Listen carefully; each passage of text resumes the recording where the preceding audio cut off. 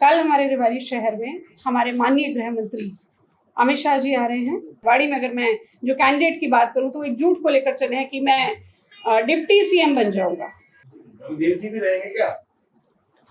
हमने आमंत्रण दिया है।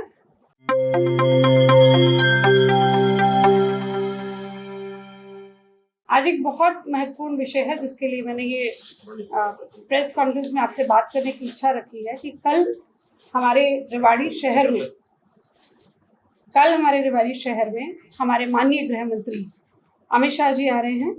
और अमित शाह जी क्योंकि चुनाव चल रहे हैं, मैं ये मानती हूँ कि हम 3 सीटों पर, रेवाड़ी जिला में 3 सीटों पर लड़ रहे हैं और मैं यही कहना चाहूँगी कि तीनों सीट जो हैं हम जीत चुके हैं और अमित शाह जी के आने के बाद जो मार्जिन है वो बहुत ज़्यादा बढ़ने वाला है। मैं एक बात और कहना चाहूँगी, हमारे माननीय गृह मंत्री जी जो कहते हैं वो करते हैं। आप देखेंगे किस प्रकार से धारा 370 उन्होंने हटाई और खून का एक भी, उन्होंने वायदा किया था कि खून का एक भी कतरा नहीं बहेगा और बहुत शांति से उन्होंने इतना बड़ा डिसीजन लिया। और अब क्योंकि उनको राजनीति का चाणक्य कहा जाता है और वो रेवाड़ी में आ रहे हैं, तो मैं मानती हूँ कि जो रेवाड़ी की जनता है वो पलके बिछाकर उनके स्वागत का इंतजार कर रही हैं। जब मैं यहाँ पर बात कर रही हूँ कि अमित शाह जी आएंगे तो कल तो वो सुपड़ा साफ करके चले जाएंगे, तो उसको देखते हुए कहीं ना कहीं विपक्ष जो है वो ऊंची हरकतों पे भी उतरेगा, लांछन भी लगाए जाएंगे, हर तरह की कोशिश की जाएगी कि किसी तरह से ये इलेक्शन जीता जाए। क्योंकि अभी भी आप देखेंगे तमाम तरह के झूठ बोले जा रहे हैं। ज़्यादा दूर की बात नहीं है, रेवाड़ी में अगर मैं जो कैंडिडेट की बात करूँ तो एक झूठ को लेकर चले हैं कि मैं डिप्टी सीएम बन जाऊँगा। अब उनके पिताजी भी लगातार 6 बार जब तक उन्होंने इलेक्शन लड़ा, हर बार ये कहते रहे कि मैं सीएम बनूंगा, मुझे वोट दीजिए।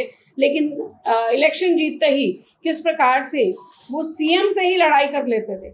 और लड़ाई करने का कारण ये नहीं था कि उनको जनता के हितों के बारे में सोचना था, वो हमेशा कभी ना कभी अपने मंत्रालय के लिए, कभी परिवार में नौकरियों के लिए, इन सब मुद्दों पर उन्होंने जो है हमेशा मुख्यमंत्री से लड़ाई की है। मैं यहाँ पर एक बात भी और कहना चाहूँगी कि यहाँ के जो रेवाड़ी के विधायक हैं वो हिसाब मांग रहे हैं हमसे। हैरानी की बात है, जिन्होंने 50 साल यहाँ पर रूल किया है वो हमसे हिसाब मांगने चले हैं, अपना हिसाब वो दे नहीं पाते हैं। तो मैं एक प्रश्न पूछना चाहूँगी उनसे, मेरे से वो हिसाब मांग रहे हैं, मेरी पार्टी से हिसाब मांग रहे हैं, कम से कम वो जो 15 करोड़ उनको मिले थे सरकार की तरफ से, उनका हिसाब दे दे, क्या काम करा है। तकरीबन 60% जो पैसा है उसका कोई बजट इन्होंने नहीं दिया है। जितने भी आरोप ये लगाते रहे हैं, चाहे यहाँ पर 6 महीने में आए, 15 दिन में आए, 20 दिन में आए, रहते तो गुड़गांव में हैं, कभी कभी अचानक से उनको याद आ जाता है कि चलिए आज चलते हैं और जाकर अटैक कर देते हैं भारतीय जनता पार्टी पर। लगेगा कि हाँ चलो कहीं ना कहीं विधायक है, तो वो जब भी आए हैं तो आकर उन्होंने क्वेश्चन उठाए हैं, लेकिन उनसे ये प्रश्न पूछें कि उनके पिताजी ने इतने लंबे समय में क्या किया था, उसका जवाब दे दें। कल क्या शेड्यूल रहने वाला है? कल माननीय गृह मंत्री जी यहाँ सेक्टर 3 ग्राउंड में हमारे पास 10:30 बजे के करीब पहुँचेंगे। यहाँ पर जो तीनों विधानसभाओं की जिले की ये रैली है, जिसमें हमारे साथ में माननीय राव इंद्रजीत सिंह जी भी रहेंगे, हमारे जो सह प्रभारी हैं प्रदेश के सुरेंद्र नागर जी वो रहेंगे, साथ में हमारे जिला के प्रवासी प्रभारी अरुण चतुर्वेदी जी रहेंगे, हमारे जो तीनों कैंडिडेट्स हैं वो रहेंगे, बनवारी लाल जी, और बाकी जितनी भी हमारी लीडरशिप है वो वहाँ पर रहेगी और पूरे भारतीय जनता पार्टी के कार्यकर्ता वहाँ पर रहेंगे और सभी जो है माननीय गृह मंत्री अमित शाह जी के संबोधन को सुनेंगे। देव जी भी रहेंगे क्या? हमने आमंत्रण दिया है,